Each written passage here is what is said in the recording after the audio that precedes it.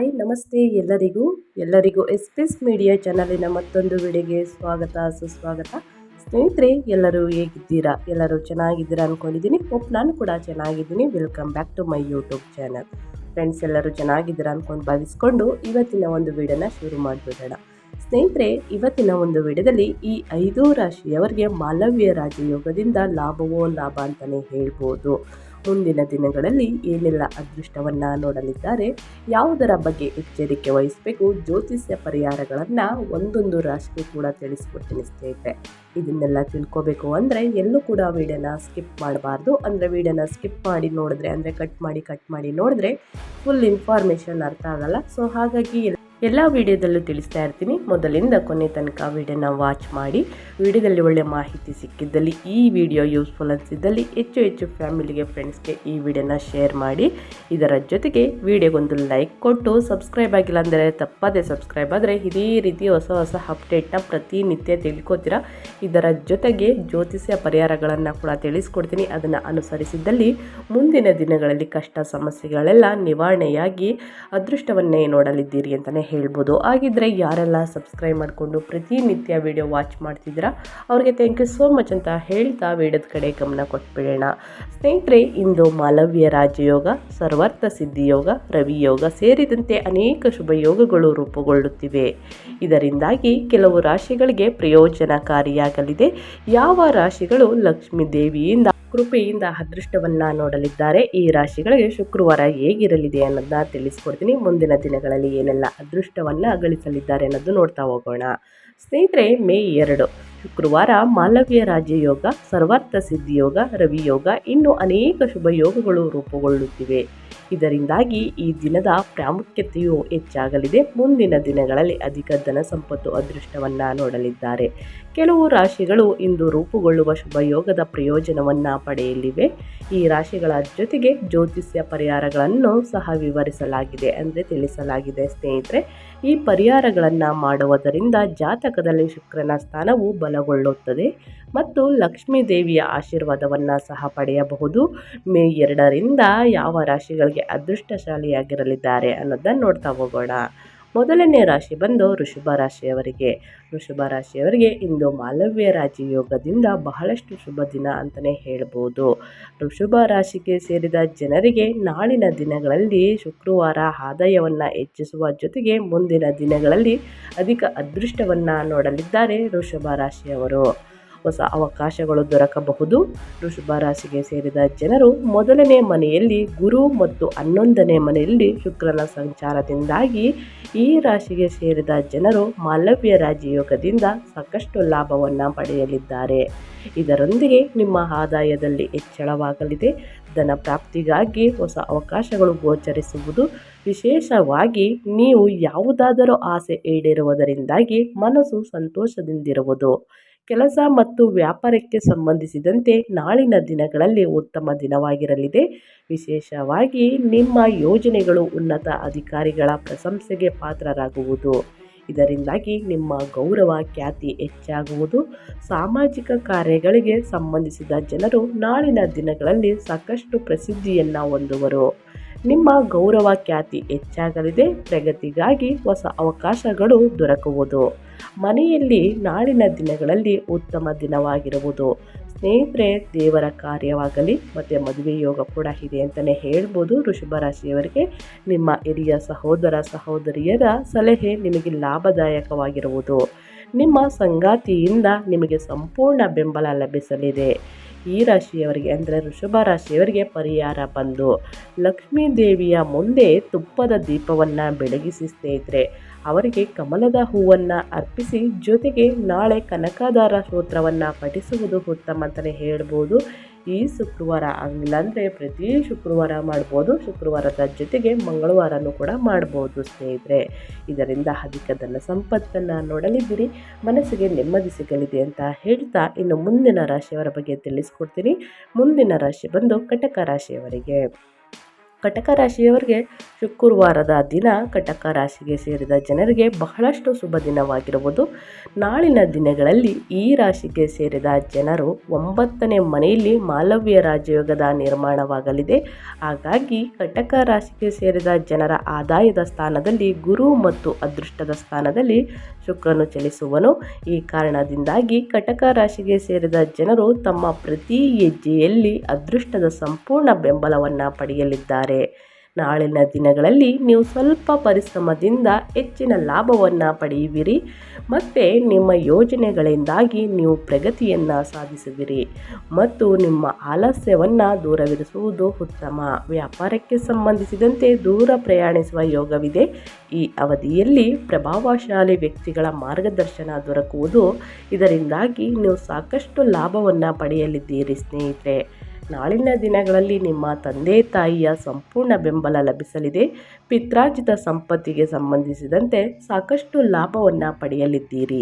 ಕೆಲಸವನ್ನು ಮಾಡುವ ಜನರು ನಾಳಿನ ದಿನಗಳಲ್ಲಿ ಉತ್ತಮ ದಿನವನ್ನು ಹೊಂದುವರು. ನಾಳೆ ನಿಮ್ಮ ಪದವಿ ಪ್ರತಿಷ್ಠೆಯಿಂದ ಸ್ನೇಹಿತರೆ ಸಾಕಷ್ಟು ಲಾಭವನ್ನು ಪಡೆಯಲಿದ್ದೀರಿ. ಮನೆಯಲ್ಲಿ ಸುಖ ಶಾಂತಿ ನೆಲೆಸಲಿದೆ. ನಿಮ್ಮ ಸಂಗಾತಿಯ ಭಾವನೆಗಳನ್ನು ನೀವು ಅರ್ಥ ಮಾಡಿಕೊಳ್ಳುವಿರಿ. ನಾಳೆ ನಿಮಗೆ ಹೊರಗೆ ಸುತ್ತಾಡಲು ಉತ್ತಮ ದಿನವಾಗಿರುವುದು ಅಂತಲೇ ಹೇಳ್ಬೋದು. ಈ ರಾಶಿಯವರಿಗೆ ಪರಿಹಾರ ಬಂದು ನಾಳೆ ಶ್ರೀಯಂತ್ರದ ಪೂಜೆ ಮಾಡಿ ಸ್ನೇಹಿತರೆ. ಅಂದರೆ ಈ ಶುಕ್ರವಾರ ಆಗಲಿಲ್ಲ ಅಂತಂದರೆ ಮುಂದಿನ ಶುಕ್ರವಾರನೂ ಕೂಡ ಮಾಡ್ಬೋದು, ಮಂಗಳವಾರನೂ ಕೂಡ ಮಾಡ್ಬೋದು. ಶ್ರೀಯಂತ್ರದ ಪೂಜೆ ಮಾಡಿ ಮತ್ತು ಶ್ರೀ ಸೂಕ್ತ ಪಠಣ ಮಾಡಿ. ಜೊತೆಗೆ ಲಕ್ಷ್ಮೀ ದೇವಿಯ ಕೇಸರಿಯುಕ್ತ ಖೀರನ್ನು ಅರ್ಪಿಸಿ ಸ್ನೇಹಿತರೆ. ಪೂಜೆಯನ್ನು ಮಾಡಬೇಕಾದ್ರೆ ಹಾಲಿನಿಂದ ಮಾಡಿದ ಸ್ವೀಟನ್ನು ಇಟ್ಟು ಪೂಜೆ ಸಲ್ಲಿಸುವುದು ಉತ್ತಮ ಅಂತಲೇ ಹೇಳ್ಬೋದು. ಯಾವುದೇ ವ್ಯಾಪಾರ ವ್ಯವಹಾರ ಒಳ್ಳೆಯ ಕೆಲಸಕ್ಕೆ ಹೋಗಬೇಕು ಅಂದರೆ ಸಿಹಿಯನ್ನು ತಿಂದು ಹೋಗಿರುವ ಕೆಲಸ ಸಕ್ಸಸ್ ಅಂತಲೇ ಹೇಳ್ಬೋದು. ಇನ್ನು ಮುಂದಿನ ರಾಶಿಯವರ ಬಗ್ಗೆ ತಿಳಿಸ್ಕೊಡೋದಾದರೆ ಕನ್ಯಾ ರಾಶಿಯವರಿಗೂ ಕೂಡ ನಾಳಿನ ದಿನಗಳಲ್ಲಿ ತುಂಬ ಒಳ್ಳೆಯ ದಿನಗಳು ಶುರು ಅಂತಲೇ ಹೇಳ್ಬೋದು. ಯಾಕಂದರೆ ಇಂದಿನ ದಿನ ಅಂದರೆ ಶುಕ್ರವಾರದ ದಿನ ಕೆಲಸ ಮತ್ತು ವ್ಯಾಪಾರಕ್ಕೆ ಸಂಬಂಧಿಸಿದಂತೆ ಹೊಸ ಅವಕಾಶಗಳು ದೊರಕಬಹುದು. ನಾಳೆ ರಚನಾತ್ಮಕ ಸಾಮರ್ಥ್ಯ ಹೆಚ್ಚಾಗುವುದರಿಂದ ಸಾಕಷ್ಟು ಲಾಭವನ್ನು ಪಡೆಯಲಿದ್ದೀರಿ. ಜೊತೆಗೆ ನಿಮ್ಮ ಅನುಮಾನಗಳೆಲ್ಲ ದೂರವಾಗಬಹುದು. ಇದರಿಂದಾಗಿ ಕೆಲಸದ ಸ್ಥಳದಲ್ಲಿ ನಿಮ್ಮ ಗೌರವ ಖ್ಯಾತಿ ಹೆಚ್ಚಾಗಲಿದೆ ಸ್ನೇಹಿತರೆ. ಇನ್ನು ಪಾಲುದಾರಿಕೆಯಲ್ಲಿ ಕೆಲಸ ಮಾಡುವ ಜನರಿಗೆ ನಾಳಿನ ದಿನಗಳಲ್ಲಿ ಉತ್ತಮ ದಿನವಾಗಿರುವುದು. ವ್ಯಾಪಾರಕ್ಕೆ ಸಂಬಂಧಿಸಿದಂತೆ ನೀವು ಹೊಸ ಸ್ಥಾನವನ್ನು ಗಳಿಸುವಿರಿ. ಇನ್ನು ಟೆಕ್ನಿಕಲ್ ಇತ್ಯಾದಿಗಳಿಗೆ ಸಂಬಂಧಿಸಿದ ಕೆಲಸವನ್ನು ಮಾಡುವ ಜನರಿಗೆ ಬಹಳಷ್ಟು ಲಾಭ ದೊರಕಬಹುದು. ಇನ್ನು ನಿಮ್ಮ ಸಂಗಾತಿಯ ವ್ಯಾಪಾರಕ್ಕೆ ಸಂಬಂಧಿಸಿದಂತೆ ವಿಶೇಷವಾಗಿ ಯಶಸ್ಸು ಲಭಿಸಲಿದೆ. ಮಕ್ಕಳ ಓದಿಗೆ ಸಂಬಂಧಿಸಿದಂತೆ ಯಾವುದಾದರೂ ಶುಭ ಸುದ್ದಿ ಲಭಿಸಬಹುದು. ನಿಮ್ಮ ಆರೋಗ್ಯವು ಕೆಲವು ದಿನಗಳಿಂದ ಸಮಸ್ಯೆಗೆ ಒಳಗಾಗಿದ್ದರೆ ನಾಳಿನ ದಿನಗಳಲ್ಲಿ ನೀವು ಅದಕ್ಕೆ ಪರಿಹಾರವನ್ನು ಹೊಂದುವಿರಿ. ನಿಮ್ಮ ಪ್ರೇಮ ಜೀವನದಲ್ಲಿ ರೊಮ್ಯಾನ್ಸ್ ಹೆಚ್ಚಾಗಬಹುದು, ಪ್ರೀತಿ ಕೂಡ ಹೆಚ್ಚಾಗಲಿದೆ. ಇನ್ನು ನಿಮ್ಮ ಸಂಗಾತಿಯೊಂದಿಗೆ ಉತ್ತಮ ಸಮಯವನ್ನು ಕಳೆಯಲಿದ್ದೀರಿ. ಊಟಕ್ಕೆ ಹೊರಕ್ಕೆ ಹೋಗಬೇಕು ಅನ್ನುವ ಸಂಭವ ನಿಮ್ಮಲ್ಲಿ ಕೂಡಿದ್ದರೆ ಸ್ನೇಹಿತರೆ ಖಂಡಿತವಾಗಿಯೂ ನಾಳಿನ ದಿನಗಳಲ್ಲಿ ಒಳ್ಳೆಯ ಊಟಕ್ಕೆ ಹೋಗ್ತೀರಾ ಹೊರಗಡೆ.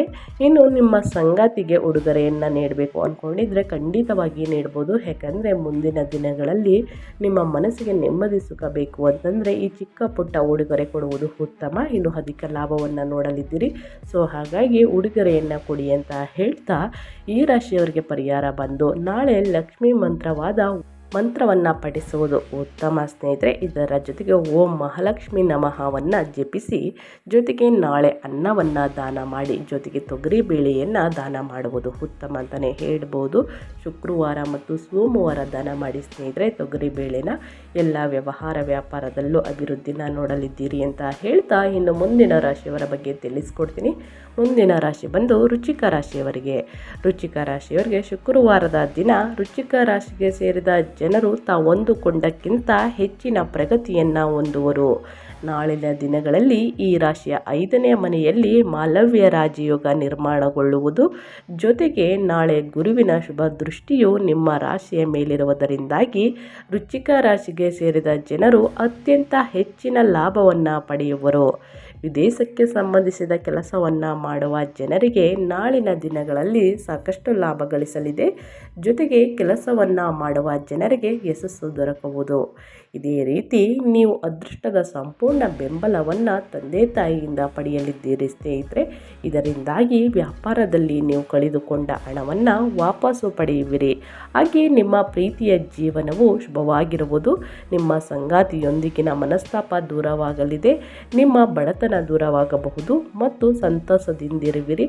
ಸಂತಾನ ಪ್ರಾಪ್ತಿ ಕೂಡ ಆಗಲಿದೆ ಸ್ನೇಹಿತರೆ. ಇನ್ನು ನಾಳೆ ಮಕ್ಕಳಿಗೆ ಸಂಬಂಧಿಸಿದಂತೆ ಚಿಂತೆಗಳು ದೂರವಾಗಲಿದೆ. ಇದರಿಂದಾಗಿ ಮನಸ್ಸು ಸಂತೋಷ ಸುಖವಾಗಿ ಇರಲಿದೆ ಸ್ನೇಹಿತರೆ.